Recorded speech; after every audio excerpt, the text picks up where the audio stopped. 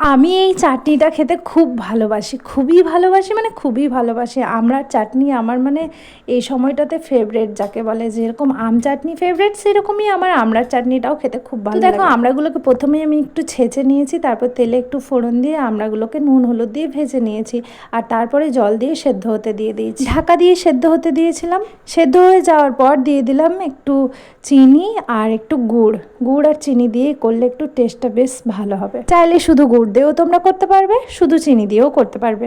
আর এই সময়ই তো আমরা খাওয়ার সময়, আমড়ার চাটনি সত্যি দারুণ লাগে। জানি অনেকেই আমার মতো আমড়ার চাটনি খেতে ভালোবাসো। বিশেষ কিছুই লাগছে না, এই রান্নাটা এমন কিছু কঠিন না, খুবই সোজা। তবুও ভাবলাম তোমাদের সাথে একটু রেসিপিটা শেয়ার করি।